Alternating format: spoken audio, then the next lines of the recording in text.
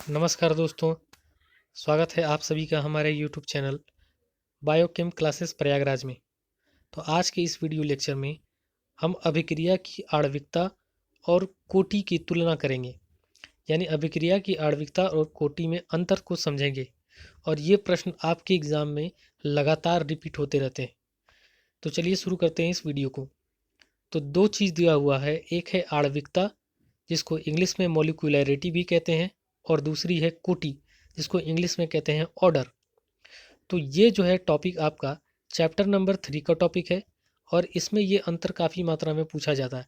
तो इसके कुछ पॉइंट्स दिए गए हैं 1, 2, 3 और 4, ये 4 पॉइंट्स हैं। इन चारों पॉइंट्स को अगर आप लिख देते हैं तो आप एग्ज़ाम में अच्छा नंबर गेन कर सकते हैं। तो पहला अंतर है कि अभिक्रिया के प्राथमिक पद में भाग लेने वाले अभिकारक अणुओं की संख्या ही अभिक्रिया की आणविकता कहलाती है। इसका मतलब ये हुआ कि जो अभिक्रिया की आणविकता होती है वो अभिकारक के जितने भी पद में, रिएक्टेंट में जितने भी पद भाग लेते हैं उसको अभिक्रिया की आणविकता कहते हैं। जबकि कोटि इसका जस्ट अपोजिट होता है। कोटि के लिए क्या सत्य है कि अभिक्रिया के वेग को प्रभावित करने वाले अणुओं की संख्या अभिक्रिया की कोटि कहलाती है। इसका क्या मतलब हुआ, जब भी कोई रिएक्शन होता है तो उसके जो प्राथमिक पद है उसको अभिकारक कहा जाता है। तो अभिकारक में कितने ऐसे अणु हैं जो अभिक्रिया में से अभिकारक से उत्पाद बना रहे हैं, और यही जो है अणु है अभिक्रिया की गति को निर्धारित करते हैं। तो इसे ही कोटि कहा जाता है। तो अभिक्रिया की कोटि वह होती है जिसमें अभिकारक के अणु भाग लेकर उत्पाद में कन्वर्ट हो जाते हैं, और इस दौरान जिस स्पीड से या जिस गति से ये परिवर्तित होते हैं उसी स्पीड या गति को हम अभिक्रिया की कोटि कहते हैं। जबकि आणविकता में ऐसा नहीं होता।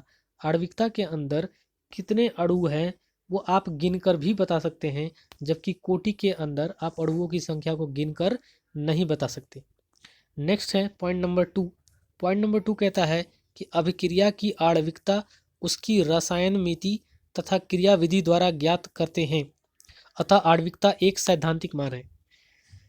कहने का मतलब ये हुआ कि किसी भी रासायनिक अभिक्रिया की जो आणविकता है वो आप देख कर निकाल सकते हैं या आप कैलकुलेट कर सकते हैं उसकी रसायन मिति या स्टीरियोकेमिस्ट्री को देखकर। लेकिन जो कोटि होता है उसको आप देखकर आप नहीं बता सकते कि इस अभिक्रिया की कोटि क्या होगी। ये एक एक्सपेरिमेंटल वैल्यू होता है और ये एक थ्योरेटिकल वैल्यू होता है। इसलिए अभिक्रिया की कोटि एक एक्सपेरिमेंटल मान होता है और अभिक्रिया की आणविकता एक थ्योरेटिकल मान होता है। इसलिए इसमें अंतर कर पाना काफ़ी संभव आसान नहीं है। तीसरा है कि अभिक्रिया की आणविकता कभी भी शून्य, भिन्न या ऋणात्मक नहीं हो सकती। यानी कि अभिक्रिया की जो आणविकता है वो कभी भी ना तो निगेटिव होगा, ना ही पॉजिटिव होगा, और ना ही जीरो होगा। लेकिन अभिक्रिया की जो कोटि होती है, अभिक्रिया की जो कोटि होती है वो जीरो भी हो सकती है, भिन्नात्मक भी हो सकती है और ऋणात्मक भी हो सकती है। वो डिपेंड करता है कि एक्सपेरिमेंट का रिजल्ट कैसा आया है।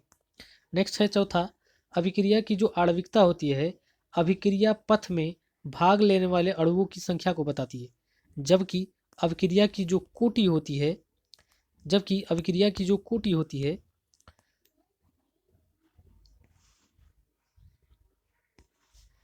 जबकि अभिक्रिया की जो कोटि होती है अभिक्रिया के वेग और अभिकारकों की सांद्रता में संबंध बताती है। फिर से सुनिए ध्यान से। अभिक्रिया की जो आणविकता होती है अभिक्रिया के पथ में भाग लेने वाले अणुओं की संख्या को बताती है, जबकि अभिक्रिया की कोटि अभिक्रिया के वेग और अभिकारकों की सांद्रता में संबंध को बताती है। यानी अभिक्रिया की सांद्रता जितनी ज़्यादा होगी अभिक्रिया का वेग उतना ही ज़्यादा होगा।